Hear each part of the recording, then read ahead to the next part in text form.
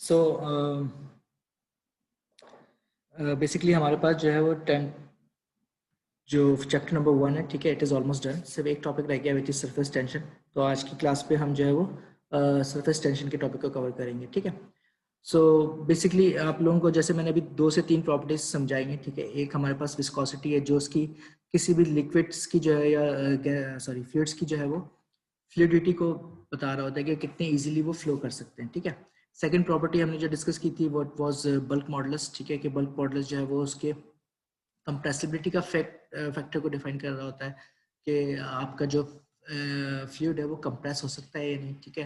Third one was density, जो उसकी heaviness को बताता है कि कितना हैवी फ्लूइड है आपके पास।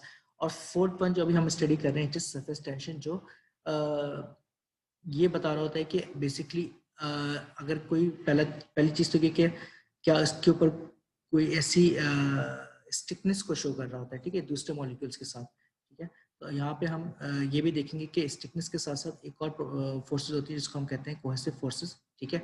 उसकी वजह से एक स्ट्रेच फिल्म फॉर्म हो रही होती है, ठीक है। तो बेसिकली सरफेस टेंशन के अंदर जी सर आपने बताया था एडहेसिव फोर्सेस वो थी जो वॉल्स के अक्रॉस लगती है ना। जी जी तो अभी अभी अभी कोहेसिव अभी आ रहा हूँ दो अभी अभी शुरू नहीं हुआ टॉपिक, ठीक है। अभी तो सबसे पहले हम जो है ना ये 2 से 3 जो हमारे पास वीडियोस है इनके ऊपर फोकस करते हैं, ठीक है। पहली वीडियो में क्या हो रहा है, पहली वीडियो में आपके पास एक स्पाइडर है जो एक लिक्विड की सरफेस है, या वाटर पाउंड कह रहे हैं उसके, जो भी कह रहे हैं, ठीक है। उसके ऊपर ये आप देखें तो ये मूव कर रही है, ठीक है।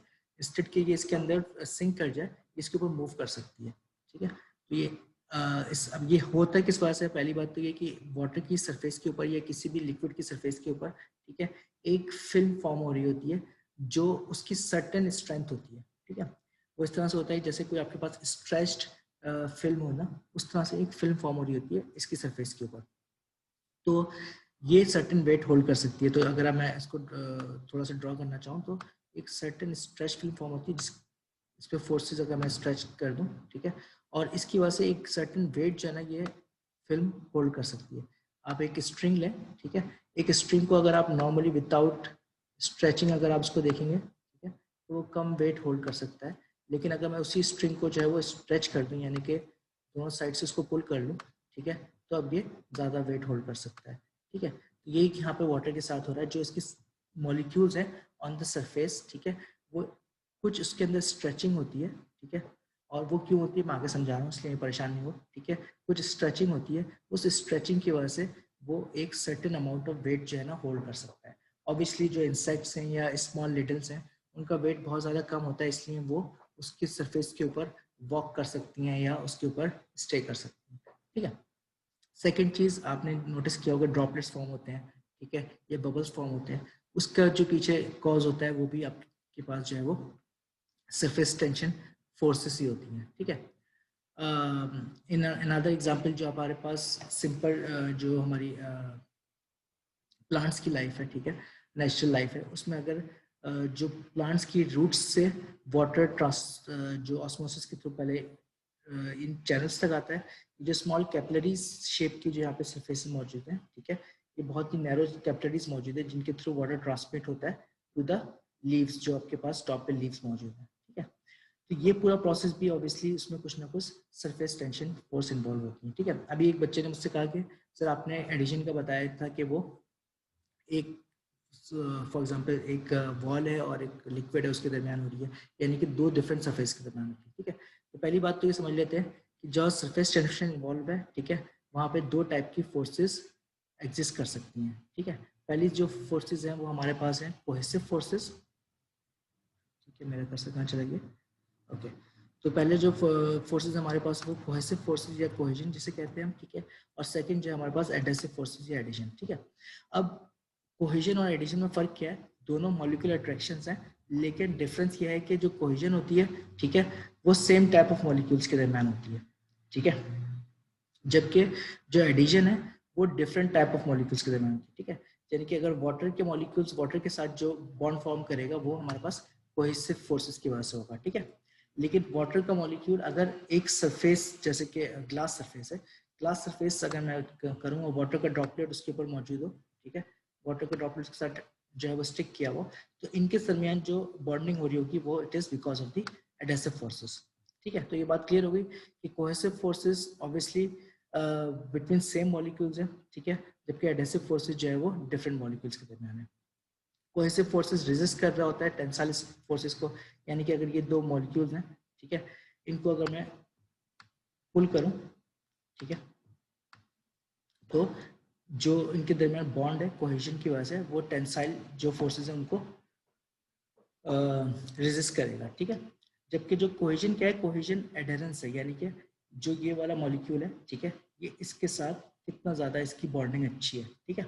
इसके लिए मैं एग्जांपल अभी पिछली क्लास में भी दी, तो आप लोगों को भी दे सकता हूँ, ठीक है, कि अज्यूम कर लेते हैं कि हमारे पास तीन जो डिफरेंट मॉलिक्यूल्स है डिफरेंट शेप्स के, ठीक है, तो दो लोग जो है उनकी बॉन्डिंग बहुत अच्छी आपस में बनती है, ठीक है, तो वो एडिशन है, ठीक है, यानी कि उनकी जो बॉन्डिंग है वो बहुत ज़्यादा स्ट्रॉन्ग है कोहेसिव फोर्सेस की तरह, ठीक है, सेम मॉलिक्यूल्स है, यानी कि या बल्कि यहाँ पे जो है ना एग्जांपल दूसरी ज़्यादा फिट होगी कि अगर मैं कंसिडर करूँ कि दो बॉयज़ हैं, तो ये कोहेजन जो है दो बॉयज़ हैं, ठीक है, और जो एडिशन है ये समझ लो कि आप ऑपोजिट जेंडर है, ठीक है, तो जो आपके पास वाटर मॉलिक्यूल्स हैं वो एक मेल जेंडर्स के हैं, और समझ लो कि जो आपके पास ग्रीन मॉलिक्यूल्स हैं वो ऑपोजिट जेंडर के, ठीक है, तो ये इनको एडिशन जो है वो डिफरेंट बॉन्डिंग्स को शो कर रहा है, ठीक है।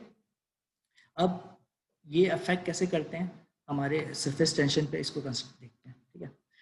सबसे पहले तो आप एक कंसिडर करें कि हमारे पास एक कंटेनर मौजूद है जिसके अंदर वाटर फील्ड है या कोई भी लिक्विड फील्ड है, ठीक है, जो टॉप पे वो एयर है, ठीक है, नीचे हमारे पास लिक्विड है, ठीक है, तो at the interface between two immiscible liquids, यानी कि वो लिक्विड जो आपस में मिक्स नहीं हो सकते, या फिर ऐसी इंटरफेस जहाँ पे एक लिक्विड और गैस है, ठीक है, तो हमारे पास अभी एक लिक्विड और गैस की एग्जांपल मौजूद है, एक इमेजिनरी फिल्म फॉर्म होती है, तो ये जो ब्लू लाइन आपको शो हो रही है, ठीक है, this is an imaginary film, ठीक है, वो आपको नजर नहीं आ रही लेकिन वो एग्जिस्ट कर रही है, ठीक है, capable of resisting tension is usually form to the unbalance cohesive forces, ठीक है। अब ये अनबैलेंस कोहेसिव फोर्सेस क्या है, इनको मैं एक्सप्लेन कर देता हूँ। अनबैलेंस कोहेसिव फोर्सेस किस वजह से आती हैं? पहली बात तो ये कि हम one by one different set of molecules को कंसिडर करते हैं। पहले तो ये ऐसा मॉलिक्यूल है जो कंटेनर के अंदर कहीं मौजूद है, ठीक है, समवेयर इन द मिडिल, तो क्या होगा, इसके अराउंड चारों तरफ से जो है इसको दूसरे वाटर मॉलिक्यूल्स ने जो है वो सराउंड किया हुआ है, ठीक है, इसको घेरा हुआ है। तो इस सराउंडिंग की वजह से क्या हो रहा है कि फोर्सेस हर डायरेक्शन में लग रही हैं, ठीक है, वाटर मॉलिक्यूल्स की, ठीक है, और इसकी जो नेट बैलेंस ऑफ फोर्सेस है वो जीरो आ रहा है, ठीक है, हर डायरेक्शन में फोर्सेस लग रही हैं और इसको net balance of forces zero है, ठीक है। जबकि ये वाला मॉलिक्यूल है नीचे वाला, इसके अंदर भी सेम केस है, ठीक है। व्हाट अबाउट जो मॉलिक्यूल्स ऑफ द टॉप है, जो टॉप पे मॉलिक्यूल्स हैं, ठीक है, यहाँ पे आपको अगर की जो डॉटेड लाइंस आ गई, डॉटेड लाइन ये शो करेंगे यहाँ पे कोई वाटर मॉलिक्यूल्स नहीं है, ठीक है। इसका मतलब है कि जो फोर्सेस यहाँ पे इन मॉलिक्यूल्स की वजह से हमें मिल रही थी, जिसको वापस ऊपर की तरफ पुल कर रही थी, ठीक है, ये वाले मॉलिक्यूल्स इसको नीचे की तरफ पुल कर रहे हैं, और जो टॉप वाले मॉलिक्यूल्स इसको ऊपर की तरफ पुल कर रहे हैं, ठीक है। लेकिन सरफेस के ऊपर क्या हो रहा है कि सरफेस पे जो टॉप वाले मॉलिक्यूल्स हैं वो एग्जिस्ट ही नहीं करते, ठीक है। अब वो एग्जिस्ट नहीं कर रहे तो क्या हो रहा है, एक इम्बैलेंस क्रिएट हो रहा है, ठीक है। इम्बैलेंस यानी कि जो फोर्सेस है वो बैलेंस नहीं है दोनों साइड पे। जब फोर्सेस दोनों साइड पे बैलेंस नहीं होंगी तो एक नीचे की तरफ इसको इस जो सरफेस है या मॉलिक्यूल्स है एक स्ट्रिंग की तरह पुल करेंगे उसकी तरफ, ठीक है। जब हम इस वाले मॉलिक्यूल्स को स्ट्रिंग की तरफ पुल करेंगे नीचे की तरफ, ठीक है, तो जो इनका बॉन्ड है इसके साथ, ठीक है, और इसका बॉन्ड है इसके साथ, ठीक है, यहाँ पे भी कुछ ना कुछ स्ट्रेच होगा क्रिएट, ठीक है, जो बेसिकली टेंसाइल स्ट्रेंथ सर किसका बॉन्ड किसके साथ, दोबारा वो पॉइंट करेगा उस जगह को बता रहा हूँ, ठीक है, क्लियर कर लेता हूँ तस्वीर को, ठीक है। ये नेट फोर्स समझ लो आप, ये एफ आ रही है जो आपको एक डार्क रेड एरो से शो हो रही है, ठीक है। जब हम इस वाले मॉलिक्यूल्स को नीचे की तरफ अनबैलेंस फोर्स की तरफ से पुल होगा, ठीक है, तो यहाँ पे जो इसका टॉप के साथ टॉप लेयर पे जो और मॉलिक्यूल्स मौजूद हैं, ठीक है, वहां पे आपके पास एक स्ट्रेच प्रोड्यूस होगा, ठीक है, क्योंकि ये भी इसके अंदर जो है वो जो स्ट्रिंग है, जो फिल्म बन रही होगी उस वो एक स्ट्रेच फॉर्म में आ जाएगी, ठीक है, यानी कि उस पर एक फोर्स टेंसाइल फोर्स जनरेट हो जाएगी, ठीक है। तो ये जो टेंसाइल फोर्स यहाँ पे जनरेट हो रही है, ठीक है, ये कैपेबल है अब होल्ड करने की ज्यादा वेट। मैंने कहा ना अगर हम एक सिंपल स्ट्रिंग लें, ठीक है, इस स्ट्रिंग को मैंने ऐसे रखा है तो इसमें मैं अगर वेट अगर होल्ड कर रहा हूँ, फॉर एग्जाम्पल ये 1 ग्राम का वेट होल्ड कर सकती है, ठीक है। लेकिन विदाउट डिफॉर्मिंग द शेप, ठीक है। सेकंड, अगर मैं 1 ग्राम का वेट की होल्ड कर सकती है, अगर मैं इसी स्ट्रिंग को पुल कर दूं, ठीक है, यानी कि दोनों साइड से स्ट्रेच कर दूं, तो अब ये फॉर एग्जांपल 2 ग्राम्स का वेट होल्ड कर सकती है, ठीक है। क्योंकि अब ये स्ट्रेच जो भी चीज़ आप उसको स्ट्रेच में ले आते हैं, या इस पर कोई टेंसाइल फोर्सेस अप्लाई कर देते हैं, ठीक है, तो उसके मॉलिक्यूल स्ट्रेच हो जाते हैं और वो ऑब्वियसली ज़्यादा जो वेट है उसको होल्ड कर सकते हैं, ठीक है। तो यहाँ पे सरफेस टेंशन के केस में भी वही हो रहा होता है, ठीक है। जब ये इम्बैलेंस फोर्सेस होती हैं, ठीक है, आपके पास कोहेसिव इम्बैलेंस फोर्सेस होती हैं, ठीक है, इस इम्बैलेंस की वजह से टॉप पे एक फिल्म बन रही होती है जो ज़्यादा अमाउंट ऑफ वेट को होल्ड कर सकती है, ठीक है। अगर हम वेट होल्ड करने की बात ना भी करें तो इन सिंपल अदर वर्ड्स, इस अनबैलेंस फोर्स की वजह से टॉप पर एक स्ट्रेच फिल्म बन रही होती है, जिस स्ट्रेच फिल्म को हम जो है कह सकते हैं कि वो effect of the surface tension की वजह से फॉर्म हो रही है, ठीक है। तो सर क्या दोनों बातें रिलेवेंट है? क्या मतलब? यानी कि सर जैसे कि या तो जैसे ऊपर जो स्ट्रेच फिल्म बन रही है, एक ये बात समझ में आ रही है, दूसरी बात ये समझ में आ रही है कि फोर्सेस की यानी कि एक जगह बच रही है, इसकी वजह से वो एक एक्स्ट्रा फोर्स यानी लोड को बर्दाश्त कर सकती है नहीं ना सर? असल में जब फिल्म फॉर्म हो गई है, ठीक है, जो फिल्म का इफेक्ट है उसकी वजह से ये कुछ ना कुछ वेट होल्ड कर सकता है, ठीक है। सही सर, सही सही ठीक है, वेट तो ऑब्वियसली वो भी डाउनवर्ड रिएक्ट कर रहा होगा, लेकिन क्योंकि ये फिल्म स्ट्रेच, इस वजह से वो कुछ ना कुछ वेट होल्ड कर सकता है, अदरवाइज वो चीज सिंक कर जाएगा, ठीक है। प्लीज माइक्स म्यूट ठीक है कर सर, लें, ठीक है। जिसका माइक है बेटा वो माइक म्यूट कर लो, ठीक है। अच्छा जी, यहाँ पे अब इसको कुछ ना कुछ हमें क्वांटिफाई करना पड़ेगा, ठीक है, कि ये जो इम्बैलेंस क्रिएट हो रहा है ये कितना है, ठीक है, यानी कि जो फोर्सेस नीचे की तरफ आ रही हैं, ठीक है, ये कितनी फोर्सेस हैं, ठीक है। इसकी जो क्वांटिफिकेशन है बेसिकली वो क्या है, वो है सरफेस टेंशन, ठीक है। So surface tension is defined as the intensity of the molecular attraction per unit length, ठीक है। तो अगर मैं पिछले वाली डायग्राम पे जाऊं तो पर यूनिट लेंथ हमारी, फॉर एग्जांपल पर यूनिट लेंथ जो है वो ये पूरी सरफेस आ गई, ठीक है। पर यूनिट लेंथ जो intensity of the molecular attraction है, तो मॉलिक्यूलर अट्रैक्शन जो मैंने आपको समझा दी थी ये एफ है, तो जो इंटेंसिटी होगी यानी कि कितनी फोर्सेस नीचे की तरफ को वो कर रही हैं, ठीक है, ये intensity of the molecular attraction per unit length जो है वो हमारे पास कहलाती है सरफेस टेंशन, ठीक है। और ये अलोंग एनी लाइन हो सकती है इन द सरफेस, तो हमारे पास किसी भी सरफेस के अराउंड हम इसको कर सकते हैं। फॉर एग्जांपल अगर मैं एक ट्यूब की एग्जांपल लूँ, ठीक है, तो जो ट्यूब होगी, ट्यूब की जो जैसे कैपिलरी है फॉर एग्जांपल, तो जो इसकी साइड वॉल्स हैं, ठीक है, साइड वॉल्स पे ये एज अ फिल्म एक्ट कर रहा होगा, ठीक है, जो ऊपर की तरफ इसको खींच रहा होगा, ठीक है।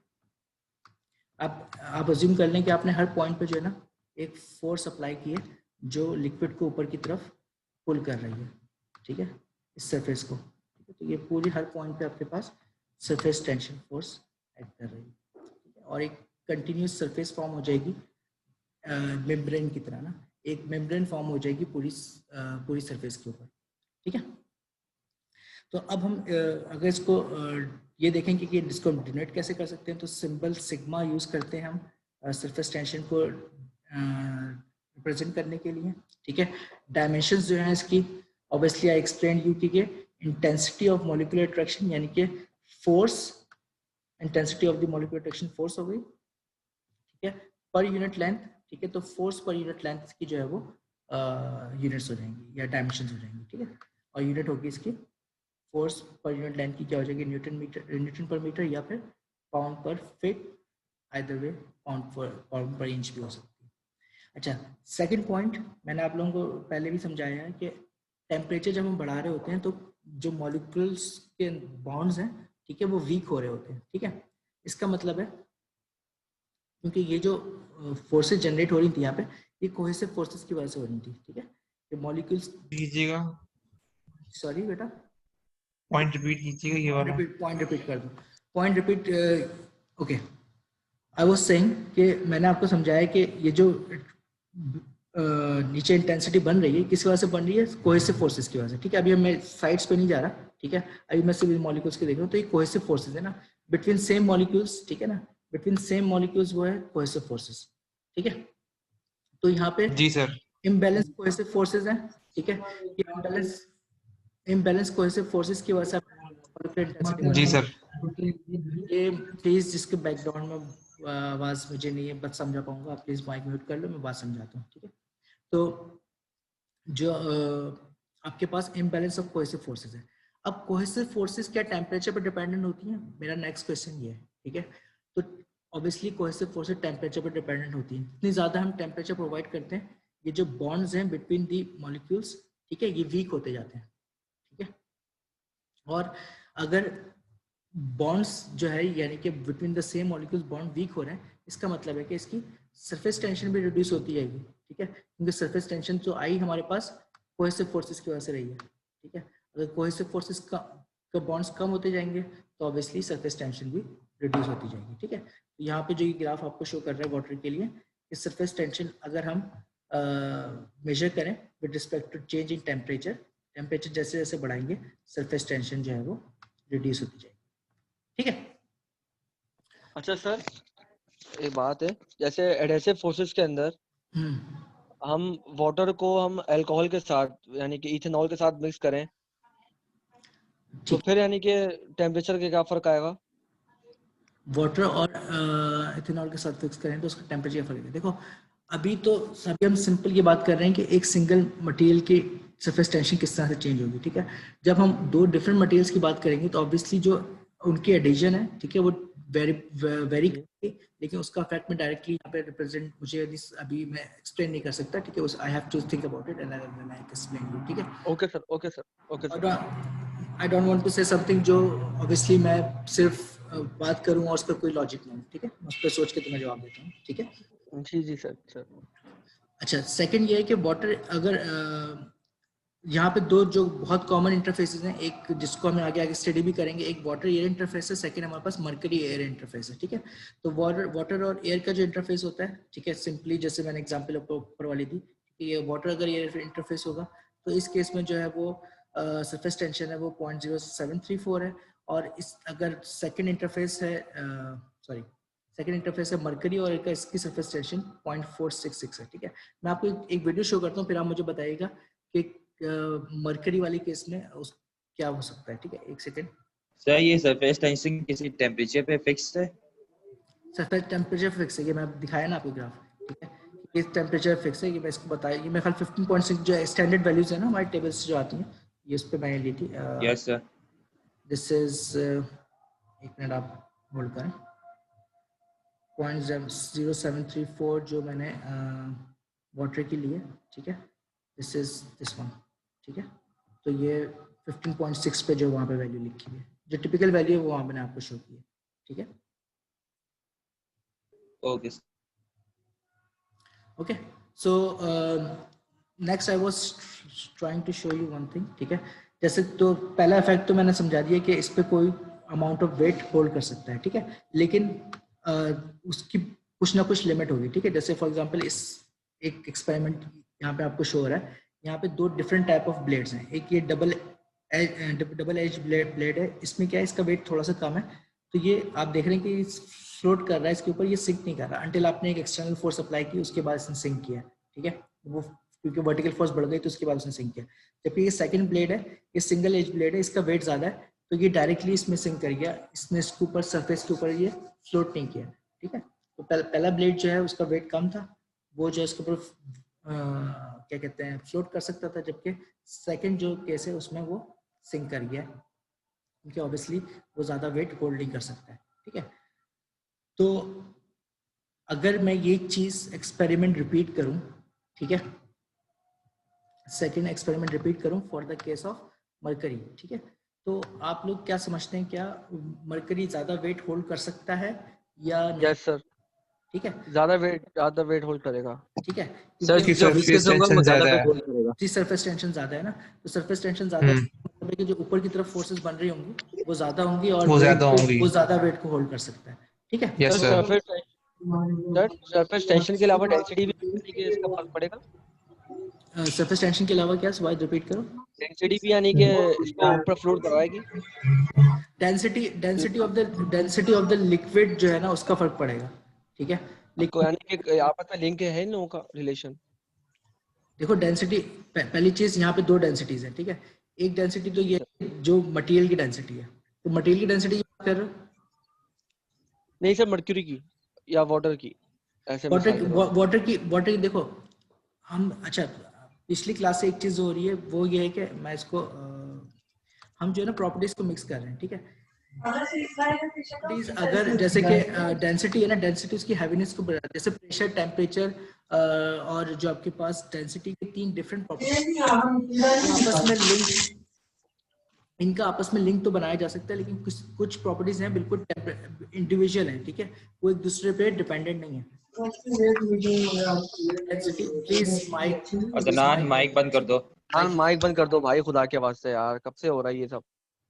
ठीक है, माइक म्यूट कर लीजिए आप लोग। क्वेश्चन करके देखिए, मैं आपको क्वेश्चन कर लेता हूँ ना, तो फिर आप माइक म्यूट कर लीजिए, मेरे खुद वो चीज़ करने में मेरा टाइम वेस्ट होगा, ठीक है। आप लोग माइक म्यूट कर लेके जब क्वेश्चन आप कर लो, कोई इशू नहीं है, ठीक है। अच्छा, आई वाज एक्सप्लेनिंग कि आपके पास जो है ना वेट ज़्यादा होल्ड कर सकता है जब अगर हमारे पास मर्करी और एयर का इंटरफेस होगा। सेकंड मेरे पास क्वेश्चन आया कि इस पर्टिकुलर केस में जहाँ पे हम वेट और सरफेस टेंशन को बैलेंस कर रहे हैं, तो वहाँ पे डेंसिटी और लिक्विड का कोई अमल दखल है, तो उस पॉइंट पे डेंसिटी ऑफ लिक्विड का अमल दखल नहीं है। वहाँ पे जो फ्लूइड की प्रॉपर्टी हम यूज़ कर रहे हैं वो सरफेस टेंशन है, ठीक है।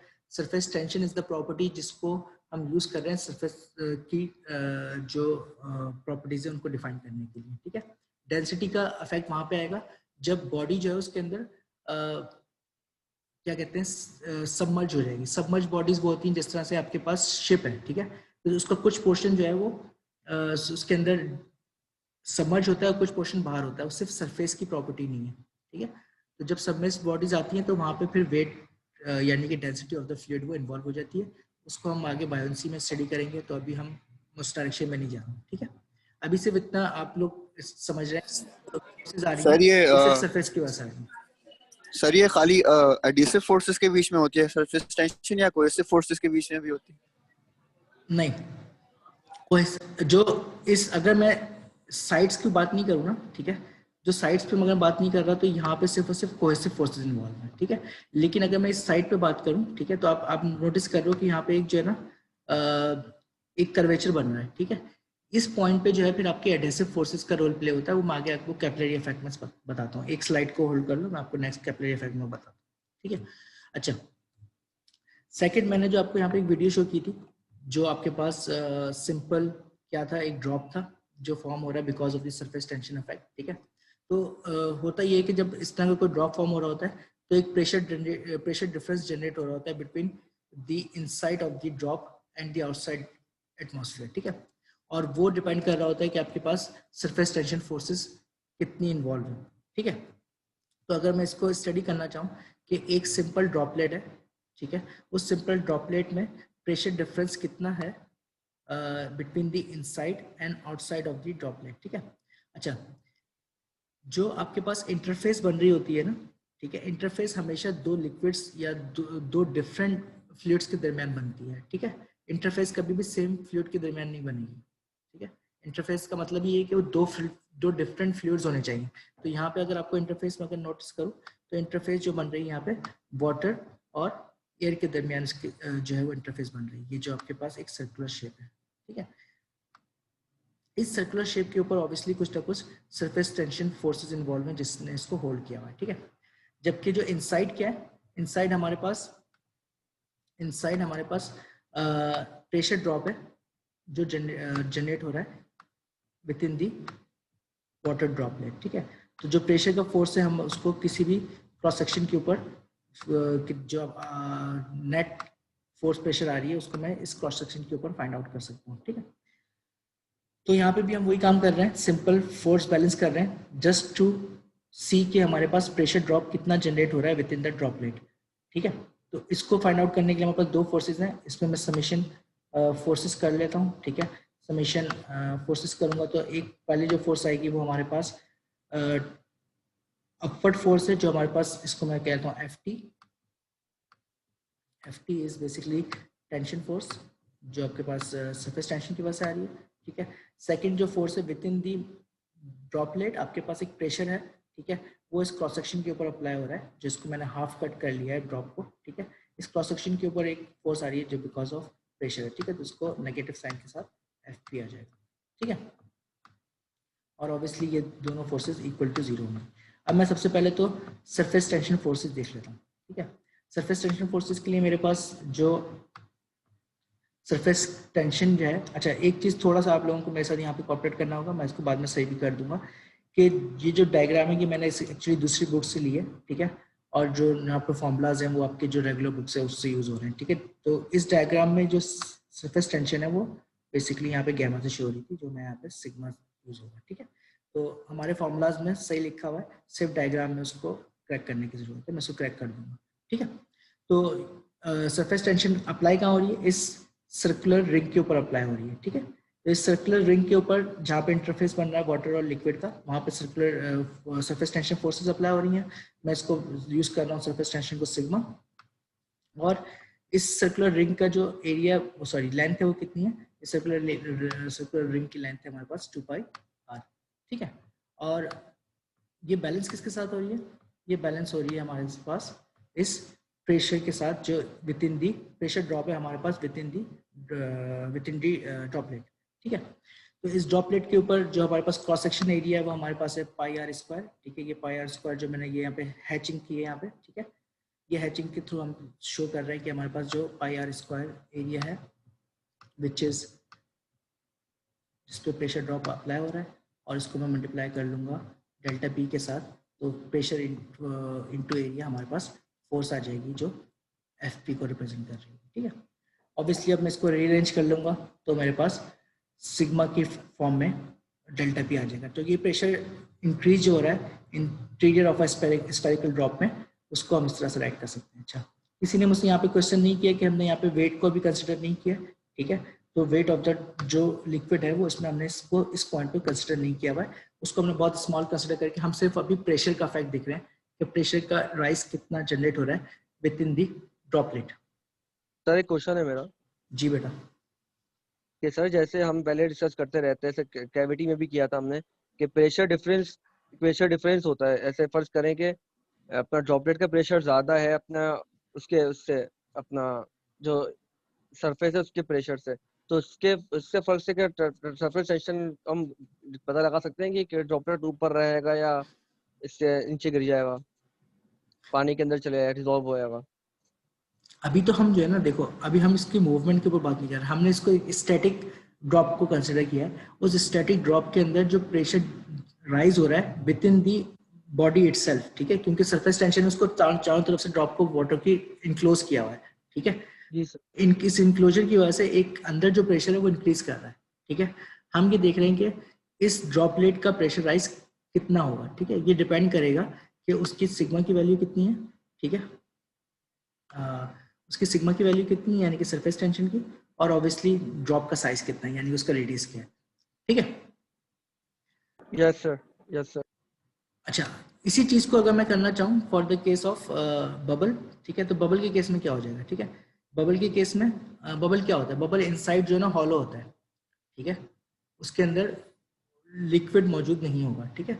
जिस तरह कि आपके पास वाटर बबल्स बनते हैं, सॉरी वो जो सोप बबल्स बनते हैं, ठीक है, सोप बबल्स ही आपने देखा होगा कि वो इनसाइड हॉलो होते हैं, सिर्फ एक बारीक सी लेयर होती है जो उसको कवर कर रही होती है।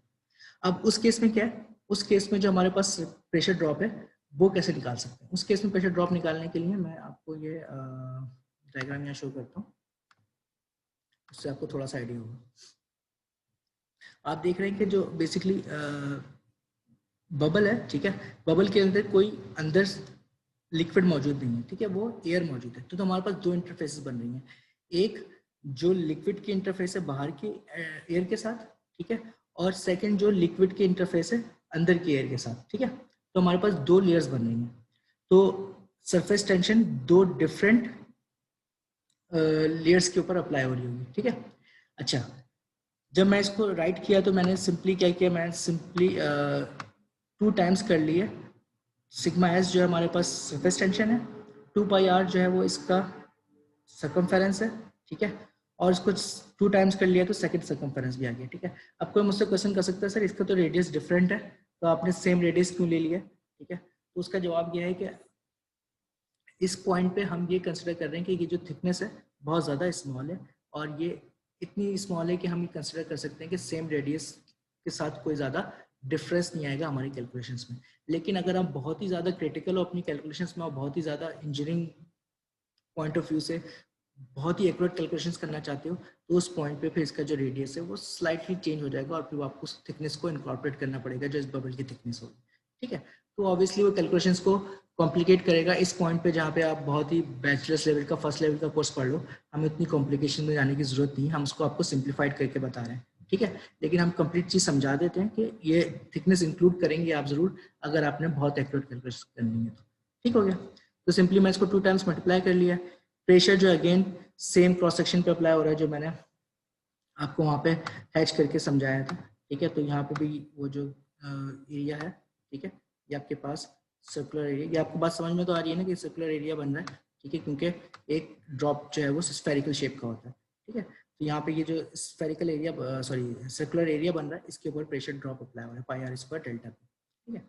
अब मैं इसका अगर बैलेंस करूँ तो ऑब्वियसली यू कैन सी के सिर्फ 2 का फर्क आ रहा है इस केस में जहाँ पे आपके पास बबल फॉर्म हो रहा है, ठीक है। अगर सिलिंड्रिकल शेप हो तो फिर सिलिंड्रिकल शेप में भी आप इसी तरीके से बैलेंस फॉर्म कर सकते हैं जिस तरीके से आपने स्फेरिकल ड्रॉप के लिए किया था। यहाँ पे जो साइड्स हैं वो थोड़ी सी चेंज हो जाएंगी, यहाँ पे जो साइड्स हैं वो ये वाली इन्वॉल्व हो जाएंगी जहाँ पे सरफेस टेंशन इन्वॉल्व हो रही है, ठीक है। और जो इसका क्या कहते हैं जहाँ प्रेशर अप्लाई हो रहा होगा उसके लिए ये जो हैश्ड एरिया है इसके ऊपर आप प्रेशर अप्लाई करके कर सकते हैं, ठीक है। तो ये सिंपल बहुत है, इसमें कोई कॉम्प्लिकेशन नहीं है, इसको मैं सिर्फ यहाँ पे आपको बता दिया कि यूज हो रहा है, ठीक है। तो अगर प्रेशर इंक्रीज हमें लिक्विड सिलेंडर में करना हो तो हम सिंपल ये चारों साइड्स की लेंथ लेंगे, ठीक है। इसको अच्छा इसमें यहाँ पे 2r की लेंथ ली हुई, ऑब्वियसली वो भी एक सिंप्लीफिकेशन है, ठीक है। आप 2r को भी इंक्लूड कर सकते हो अगर अगेन मैंने आपसे जैसे कहा कि आप बहुत ही ज़्यादा क्रिटिकल हो अपनी कैलकुलेशंस में बहुत ज़्यादा एक्यूरेसी के साथ काम करना चाहते हो तो ये 2r जो साइड्स आपने बुक के अंदर नहीं शो की हुई आप उसको ऐड कर सकते हो। तो ये हो जाएगी सिंपल सिग्मा टाइम्स लेंथ, एक लेंथ ये है और एक लेंथ ये है तो ये हो जाएगा 2l, ठीक है। और जो आपके पास रेडियस है ये हो जाएगा 4r, ठीक है। तो ये आपके पास सिंपल आ जाएगी सरफेस टेंशन फोर्स, ठीक है। इसको आप बैलेंस कर लोगे ऑब्वियसली जो प्रेशर ड्रॉप है, प्रेशर ड्रॉप हमारे पास था डेल्टा पी और एरिया ऑफ द रेक्टेंगल क्या होता है, एरिया ऑफ द रेक्टेंगल होता है लेंथ इनटू हाइट, ठीक है। तो लेंथ इसकी है l, ठीक है, और हाइट इसकी क्या है 2r, ठीक है। तो लेंथ इनटू 2r जिसका एरिया आ जाएगा, तो आप सिंपल यहाँ से फिर प्रेशर ड्रॉप भी मालूम कर सकते हो फॉर द केस ऑफ अगर सिलेंडर शेप हो, ड्रॉपलेट हो या फिर बबल हो, तीनों के केस में मैंने किस तरीके से डिफरेंस आएंगे वो समझा दिया, ठीक है। अगेन यहाँ पे रिपीट कर रहा हूँ कि वेट को मैंने यहाँ पे इंक्लूड नहीं किया था अभी, ठीक है। वेट इंक्लूड करोगे अपने एनालिसिस में तो फिर वो टर्म इसी में ऐड हो जाएगी यहाँ पे, ठीक है। तो आइडिया समझ में आना चाहिए, अगर कहीं पे कोई सिंप्लीफिकेशन है तो मैं सिंप्लीफिकेशन के साथ आपको चीज़ समझा रहा हूँ, लेकिन अगर आप बहुत ज़्यादा क्रिटिकल होते हो अपनी चीज़ों में तो आप उसको ऐड कर सकते हो, वेट को यहाँ पे इस इक्वेशन में ऐड किया जा सकता है फॉर अ कंप्लीट इक्वेशन, वो आप कभी भी गलत नहीं होंगे, वो आपका एनालिसिस हमेशा करेक्ट रहेगा, ठीक है। अच्छा अब हम थोड़ा सा जो है ना मूव करते हैं पॉइंट 3 के ऊपर, जो आपको थर्ड फिगर हमने शो की थी जहाँ पे आपको एक कैपिलरी इफेक्ट शो हो रहा है, ठीक है। ये कैपिलरी इफेक्ट क्या कह रहा है कि ये आपको ये दिखा रहा है कि अगर हम बहुत नैरो चैनल बना दें, ठीक है, तो वाटर उसके अंदर राइज हो सकता है बिकॉज ऑफ दी जो अभी हमने अभी तक जो चीज़ ज़्यादा क्लियरली अंडरस्टैंड नहीं किया विच इज़ एडिशन, ठीक है। एडिशन क्या है कि वो किसी और सरफेस के साथ उसकी स्टिकनेस है, यानी कि उसके साथ वो कितना ज़्यादा स्ट्रांगली अटैच्ड है, ठीक है। इस केस में आपके पास ये होगा कि वाटर मॉलिक्यूल जो है इसके साथ बहुत ज़्यादा क्लोज इनकी बॉन्डिंग है तो ये ऊपर इसके साथ मूव करेंगे, ठीक है। जबकि दूसरा केस ऐसा भी हो सकता है कि ये नीचे की तरफ जाए। अब ये दो डिफरेंस क्या है मैं इनको एक्सप्लेन कर देता हूँ। पहला केस है हमारे पास जहाँ पे अच्छा यहाँ पे आपको मैंने शो करा हुआ है कि एडिशन फोर्सेस किसकी हैं, वाटर मॉलिक्यूल और जो आपकी सरफेस है उसके साथ, ठीक है ना। ये वाटर मॉलिक्यूल्स और सरफेस के साथ जो आपके पास बॉन्ड्स हैं, ठीक है, ये बेसिकली एडिशन को शो कर रहे हैं। और ये जो कर्व सरफेस बन रही है इसको आपको केमिस्ट्री से याद होगा, उसको हम कहते हैं मेनिस्कस, ठीक है। तो ये जो आपके पास कर्व मेनिस्कस बन रहा है, ठीक है, इसकी वजह जो है आपके पास ऑब्वियसली एडिशन फोर्सेस है। अब ये कर्व सरफेस जो है वो कॉनकेव शेप की होगी, यानी कि कॉन्केव शेप की ऐसी होगी या फिर कॉन्वेक्स होगी, ये डिपेंड करेगा कि आपके पास लिक्विड कौन सी और सरफेस कौन सी है, ठीक है। अगर वाटर और ग्लास का कांटेक्ट है तो उस केस में हमारे पास ज़्यादातर जो है वो कोहेसिव, वाटर और ग्लास का कांटेक्ट है, उस केस में जो आपके पास जो केस होता है वो वेटिंग लिक्विड का केस होता है और एडहेसिव फोर्सेस ज़्यादा होती है, ठीक है। जब एडहेसिव फोर्सेस ज़्यादा होंगी तो ये स्ट्रॉन्ग बॉन्डिंग होगी, ठीक है।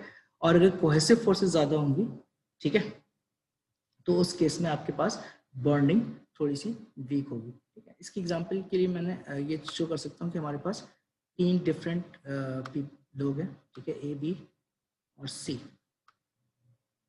ठीक है। जब हमने पहला वाला केस कंसिडर किया, ठीक है, तो पहले वाले केस में जो है हम कंसिडर करते हैं कि 2 जो है ना एक्सट्रोवर्ट लोग हैं, ठीक है, यानी कि वो दूसरे लोगों के साथ बहुत ज़्यादा इजीली अटैच हो जाते हैं। तो मॉलिक्यूल जो बी है हमारे पास, वाटर मॉलिक्यूल, वो ए यानी कि सरफेस ग्लास के साथ बहुत ज़्यादा इजीली बॉन्डिंग बना रहा है, ठीक है। तो उस केस में क्या हो रहा है, ए और बी जो है ना आपस में अच्छी इनकी अंडरस्टैंडिंग हो रही है और ये इसको पुल कर रहा है ऊपर की तरफ, ठीक है। तो इनकी बहुत दोस्ती हो गई, तो ये मॉलिक्यूल्स को ऊपर की तरफ पुल कर रहा है, ठीक है। जो सी जो केस है, सी जो है बेसिकली हमारे पास मरकरी है फॉर एग्जांपल, ठीक है। ये सी जो हमारे पास दूसरा लिक्विड है मरकरी, इसकी जो बॉन्डिंग है ग्लास के साथ वो अच्छी नहीं है, ठीक है। तो ये जो है ये बहुत इंट्रोवर्ट है, ये सिर्फ अपने अराउंड ही जो है ना अपनी जो इसकी ग्रुप है उसके साथ ही रहना चाहता है, ठीक है। तो ये अपने अराउंड एक इंक्लोजर बना लेगा, ठीक है। और इस वजह से ये जो फोर्सेस हैं, ठीक है, कोहेसिव फोर्सेस इस केस में ज़्यादा हो जाएंगी और एडहेसिव फोर्सेस कम होंगी। जहाँ पे एडहेसिव फोर्सेस ज़्यादा होंगी वहाँ पे एच की वैल्यू भी ज़्यादा होगी, मतलब प्लस में होगी, और साथ साथ जो आपके पास ये जो कर्वेचर बनेगा ये कॉन्केव शेप का बनेगा, ठीक है, सही है। तो मैं थोड़ा सा इसको स्पीड अप करता हूँ चीज़ को, ताकि आज की क्लास में ये कवर हो सके जो पॉइंट मैं बताना चाह रहा हूँ, ठीक है। तो जो हमारे पास वेटिंग लिक्विड्स हैं, ठीक है, वो केस है जहाँ पे आपके पास एडहेसिव फोर्सेस ज़्यादा हैं, ठीक है, और इनकी जो बॉन्डिंग है with respect to glass for example मैं कंसिडर कर लेता हूँ, वो ज़्यादा स्ट्रॉन्ग बॉन्डिंग है, इस वजह से ये ऊपर की तरफ इनको जो है वो पुल कर रहा है, ठीक है। जबकि जो सेकेंड लिक्विड्स हैं फॉर एग्जाम्पल जहाँ पे एडहेसिव फोर्सेस कम होती हैं और कोहेसिव फोर्सेस ज़्यादा होती हैं, ठीक है। ये एग्जाम्पल हमारे पास मरकरी और ग्लास की हम कर लेते हैं, ठीक है। अगर यहाँ पे मरकरी हो वाटर की बजाय, ठीक है, तो उस केस में मरकरी और ग्लास की बॉन्डिंग बहुत अच्छी नहीं है, ठीक है। तो क्या होगा, उस केस में एडहेसिव फोर्सेस कम होंगी और कोहेसिव ज़्यादा होंगी। तो कोहेसिव फोर्सेस जो मॉलिक्यूल्स हैं उनको ऊपर जाने से रोकेंगी, ठीक है, यानी कि इस ग्लास के साथ स्टिक करने से रोकेंगी। और यही वजह होती है कि जब अगर हम मरकरी फिल करते हैं, ठीक है, तो उस केस में आपके पास एक डिप्रेशन बनता है, यानी कि इस हाइट से ये जो सरफेस होगी वो नीचे की तरफ होगी कैपिलरी के अंदर, ठीक है। और जो वाटर के केस में ये हाइट ज़्यादा होगी। ऑब्वियसली अब ये हाइट डिपेंड करती है कि आपके पास लिक्विड कौन सा है, ये जो 2R है यानी कि कैपिलरी की जो अपनी डायमीटर है वो क्या है, ठीक है, और ये जो कॉन्टैक्ट एंगल बन रहा है ये क्या है, ठीक है। अब इस चीज़ को मुझे फाइंड आउट करने के लिए कि ये हाइट कितनी अचीव हो सकती है, ठीक है, मैं क्या करता हूँ, एक बैलेंस ऑफ फोर्सेस को कर लेता हूँ ऑफ दिस लिक्विड, ठीक है। अगर आप नोटिस करें तो सिर्फ वही लिक्विड ऊपर जा रहा है जो इस सरफेस से ऊपर है, ठीक है। इसका मतलब है कि जो सरफेस टेंशन है वो सिर्फ इतना अमाउंट ऑफ लिक्विड है जिसको होल्ड कर सकती है, ठीक है। तो हमने क्या किया, हमने इस लिक्विड को थोड़ा सा अलग से ड्रॉ कर लिया ताकि हम इसकी एनालिसिस कर सकें। अब ये जो सरफेस है कि ऑब्वियसली एक सिलिंड्रिकल सरफेस है, तो अगर आप नोटिस करें तो इसका शेप कुछ इस तरीके से होगा, ठीक है, ओके। इस सरफेस के ऊपर हमने इसको सिंप्लीफाई कर लिया कि ये जो मेनिस्कस है ये समझ लो इस तरह से है, ठीक है। तो ये एक सिलिंड्रिकल सरफेस आएगी। अब सिलिंड्रिकल सरफेस में दो फोर्सेज हैं, एक आपके वेट की और दूसरी जो सरफेस टेंशन की है, ठीक है। सरफेस टेंशन इस वर्टिकल के साथ ये एंगल फॉर्म कर रही है थीटा, ठीक है। तो अब मैं इन दोनों फोर्सेस को थोड़ा बैलेंस कर लेता हूँ। पहली फोर्स जो हमारे पास है सिंपली वेट की, तो वेट कैसे निकाल सकते हैं, लिक्विड का वेट हम कैसे निकाल सकते हैं। लिक्विड का वेट निकालने के लिए हमारे पास सिंपली क्या गिवन होता है, मास इनटू ग्रेविटी से निकाल सकते हैं, ठीक है। और उसको उसके वॉल्यूम के साथ डेंसिटी के साथ मल्टीप्लाई कर दें, ठीक है, डेंसिटी टाइम्स ग्रेविटी, ठीक है, ये हमारे पास बन जाता है स्पेसिफिक वेट। ये मैं आपको पिछली क्लास में पढ़ा चुका हूँ, ठीक है। स्पेसिफिक वेट क्या होता है? सिंपली स्पेसिफिक वेट होता है वेट पर यूनिट वॉल्यूम, ठीक है। इसका मतलब है कि अगर मैं स्पेसिफिक वेट को मल्टीप्लाई कर लूँ वॉल्यूम के साथ तो मुझे वेट ऑफ द लिक्विड पता चल जाएगा, ठीक है। तो स्पेसिफिक वेट किसी भी लिक्विड का फिक्स होता है क्योंकि उसकी डेंसिटी फिक्स है। ये सिंपली डेंसिटी और ग्रेविटी का कॉम्बिनेशन है, ठीक है। तो अगर डेंसिटी फिक्स है तो उसका स्पेसिफिक वेट भी फिक्स है, ठीक है। तो अगर वाटर है या मरकरी है उसका स्पेसिफिक वेट फिक्स होगा, ठीक है। तो गैमा, ठीक है, ये इसका स्पेसिफिक वेट आ गया। इसको मैं किसके साथ मल्टीप्लाई कर रहा हूँ?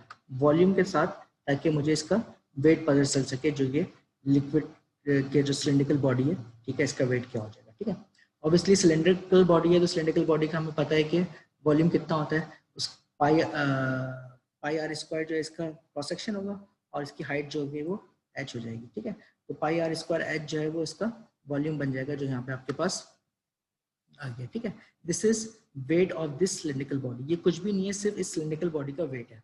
ये बैलेंस किसके साथ हो रहा है? ये बैलेंस हो रहा है सरफेस टेंशन फोर्सेस के साथ, ठीक है। अब सरफेस टेंशन फोर्सेस जो है वो मैं आपको पहले एक्सप्लेन कर चुका हूँ कि surface tension forces along the line apply हो रही है, ठीक है। तो इस कैपिलरी की जो लाइन है, ठीक है, इसके ऊपर जो सरफेस टेंशन फोर्सेस अप्लाई हो रही हैं उसको मैं उसके लिए लेंथ कौन सी कंसिडर करूंगा? वो इस कैपिलरी की जो आपके पास सर्कुलर शेप है, ठीक है, इसको मैं कंसिडर करूंगा कि ये लेंथ है जिस पे आपके पास सरफेस टेंशन फोर्सेस अप्लाई हो रही हैं, ठीक है। तो सिंपल सरफेस टेंशन फोर्सेस के लिए मुझे ये करना होगा कि एफ टी के साथ सिग्मा सरफेस टेंशन टाइम्स जो लेंथ है, लेंथ कौन सी हो जाएगी? ये इस सर्कमफेरेंस को ले लेते हैं हम, ठीक है। इस सर्कमफेरेंस की जो लेंथ है वो हमारे पास 2 पाई आर है, ठीक है।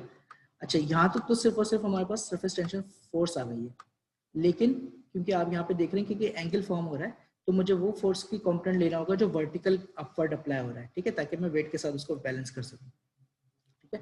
तो जो कॉम्पोनेंट वेट के साथ अपवर्ड अप्लाई हो रहा है वो कौन सा हो जाएगा इस केस में? यहाँ पे इसका जो कॉस कॉम्पोनेंट है, ठीक है। तो कॉस थीटा इस वजह से आ रहा है, ठीक है। ये चीज जो है सिर्फ और सिर्फ सरफेस टेंशन फोर्स पर रिप्रेजेंट कर रही थी, सिग्मा इंटू 2 पाई आर, ठीक है। और जो कॉस थीटा है वो इसके वर्टिकल कंपोनेंट को शो कर रहा है, ठीक है। अब इन दोनों को हम obviously summation F Y equal to 0 से निकाला है हमने, इनको जो है वो सिंप्लीफाई कर लेते हैं, पाई कैंसिल हो जाएगा, रेडियस का एक सिंगल रेडियस हमारे पास रह जाएगा और ये हाइट की हमारे पास इक्वेशन आ जाएगी, ठीक है।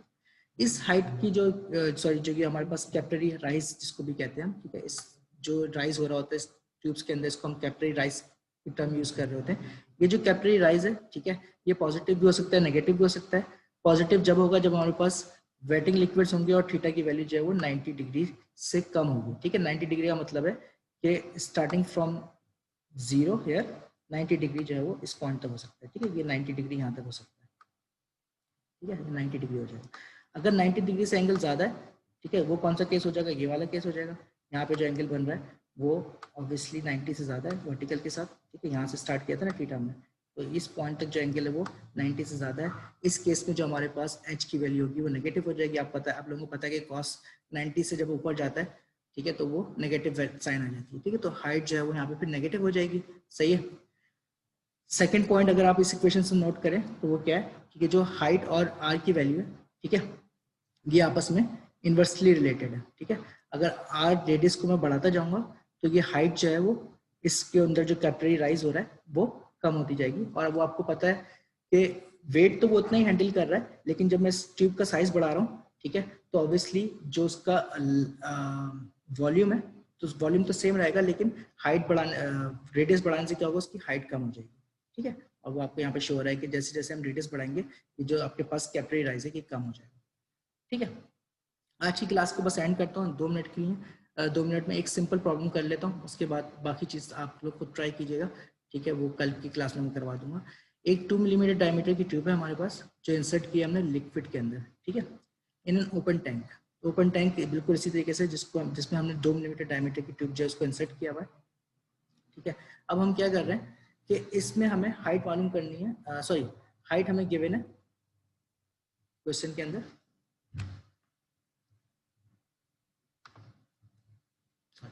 ठीक है। तो हमारे पास डायमीटर दिया गिवन है ट्यूब का 2 मिलीमीटर है, ठीक है। जो कैपिलरी राइज हो रहा है लिक्विड का वो 10 मिलीमीटर है, ठीक है। अबव द फ्री सरफेस है, यानी ऑब्वियसली हाइट से ऊपर जा रहा है, यानी कि आपके पास जो टैंक है उसमें जो कैपिलरी का राइज है वो ऑब्वियसली ऊपर की तरफ है 10 मिलीमीटर, ठीक है। ये आपके पास मेन जो इसके एंगल होगा इससे ये 10 मिलीमीटर का राइज हो जाएगा, ठीक है। ये 10 मिलीमीटर का राइज जो हो रहा है ये कौन सी लिक्विड के लिए हो रहा है ये हमें नहीं पता, लिक्विड की हमें कोई इन्फॉर्मेशन नहीं गिवन है। कॉन्टैक्ट एंगल कितना बनेगा between the liquid and the tube, ठीक है। तो जो वर्टिकल कॉन्टैक्ट एंगल बन रहा था मेनिस्कस का वो 0 डिग्री हमें यहाँ पे शो किया गया, ठीक है। And the specific weight of the liquid is 1.2 × 10⁴। Specific weight मैंने आपको समझा दिया। स्पेसिफिक वेट जो है वो हेल्प करेगा इस लिक्विड का वॉल्यूम जो इतना ऊपर जा रहा है उसका वॉल्यूम निकालने में हेल्प करेगा हमें। तो स्पेसिफिक वेट है हमारे पास 1.2 × 10⁴ न्यूटन पर मीटर क्यूब। मालूम क्या करना है हमने, सरफेस टेंशन मालूम करनी है, ठीक है। तो इस प्रॉब्लम में तो कुछ भी नहीं है, आपने सिंपली क्या करना है इसी इक्वेशन को यूज करना है और इसमें से सरफेस टेंशन को फाइंड आउट कर लेना है। बाकी रिमेनिंग जो क्वांटिटीज है हमें गिवन है, ठीक है। इसको मैं यहाँ पे आपको शो भी कर देता हूँ। ये हमने ये गामा जो है वो जो हमें न्यूटन पर मीटर में दी थी वो है ना? जी बेटा, ठीक है। गैमा जो है, ठीक है, ये सोल्यूशन मैं आपको कर रहा हूँ यहाँ पे, ठीक है। गैमा जो है वो हम बस स्पेसिफिक वेट है, अगेन रिपीट कर रहा हूँ, स्पेसिफिक वेट है गैमा। सिग्मा जो है हमारे पास सरफेस टेंशन है, ठीक है। तो सरफेस टेंशन मुझे चाहिए थी, मैंने इस फॉर्मूले को थोड़ा सा रीऑर्गेनाइज कर लिया ताकि मैं सिग्मा को फाइंड आउट कर सकूँ। सिग्मा लेफ्ट साइड पे आ गया है, बाकी जो टर्म्स हैं वो राइट साइड पे आ गई हैं, ठीक है। गैमा स्पेसिफिक वेट है 1.2 × 10⁴, ये गिवन था मुझे, उसमें कोई चेंजेस नहीं किए मैंने। हाइट जो है मेरे पास जितना कैपिलरी राइज हुआ है वो 10 मिलीमीटर था, तो 10 को मैंने मिलीमीटर्स के फॉर्म से मीटर में लिख लिया, 10⁻³ रेडियस जो था 2 मिलीमीटर रेडियस गिवन था मुझे, सॉरी डायमीटर मुझे 2 मिलीमीटर गिवन था और यहाँ पे फॉर्मूला में मेरे पास रेडियस है, तो मैंने क्या किया डायमीटर को डिवाइड बाय 2 कर लिया ताकि मेरे पास रेडियस आ जाए। 10⁻³ ऑब्वियसली आपके पास क्वेश्चन से आ रहा है। एंगल भी गिवन है कि 0 डिग्री से, तो सिंपल सिग्मा की वैल्यू आ जाएगी न्यूटन पर मीटर में क्योंकि ये फोर्स है, ठीक है। तो आज की क्लास के लिए इतना ही है। जो सेकंड इसका प्रॉब्लम है, ठीक है, ये अपलोडेड है, प्लीज आप इसको आज के लिए थोड़ा सा ट्राई करो। मैं देखना मतलब आपकी भी थोड़ी सी जो है ना वो एक्सरसाइज होगी। सेकंड प्रॉब्लम को आप खुद से ट्राई कीजिए, मैं एक हिंट दे देता हूँ उसके बाद आप इसको ट्राई कीजिएगा, ठीक है। इसमें सेकंड प्रॉब्लम में बिल्कुल वही एग्जाम्पल है जो मैंने आपको अभी कप की फॉर्म में शो की थी। वहाँ पे 2 ब्लेड्स हैं, ठीक है। एक ब्लेड जो है आपके पास डबल एज ब्लेड है, ठीक है, इसका मास भी गिवन है मुझे और इसकी साइड्स की लेंथ भी गिवन है, ठीक है। ब्लेड है ना, तो ब्लेड ऑब्वियसली इस शेप का है, ठीक है। तो इसकी चारों साइड्स की जो लेंथ है वो मुझे गिवन है कि वो 206 मिलीमीटर है, ठीक है। हमने क्या करना है, थीटा की वैल्यू फाइंड आउट करनी है जो इक्विलिब्रियम मेंटेन करे ब्लेड और रिजल्टेंट सरफेस टेंशन फोर्स के साथ, ठीक है। तो आपने करना वही है जो मैंने अभी किया है, वेट को बैलेंस करना है सरफेस टेंशन फोर्स के साथ। तो सरफेस टेंशन फोर्स का वो कंपोनेंट आ जाएगा जो वर्टिकल कंपोनेंट होगा, लेंथ के साथ मल्टीप्लाई करोगे तो लेंथ मुझे ऑलरेडी गिवन है, वेट के लिए मास गिवन है, तो ये पहला वाला प्रॉब्लम तो बहुत इजी सॉल्व हो जाएगा, ठीक है। पार्ट बी में हो गया, तो पार्ट बी में आपने सेम चीज है, मास भी गिवन है, लेंथ भी गिवन है, लेकिन ये एक्सप्लेन करना है कि इस केस में ये वेट मतलब ये सिंक क्यों कर रहा है, सेकंड वाले केस में सिंक क्यों कर रहा है, उसको कैलकुलेशन के साथ आपने समझाना है, ठीक है। तो ट्राई करो, अगर नहीं हो तो कोई मसला नहीं है, मैं कल की क्लास में करवाऊंगा, लेकिन कोशिश करो कि आप कर सको। बहुत ही इजी प्रॉब्लम है, सिर्फ वेट को और टेंशन को जो आपके पास सरफेस टेंशन फोर्स है उसको बैलेंस करना है, ठीक है। प्लीज अपने अटेंडेंस मार्क कर दीजिए, कोई क्वेश्चन है तो यू कैन आस्क।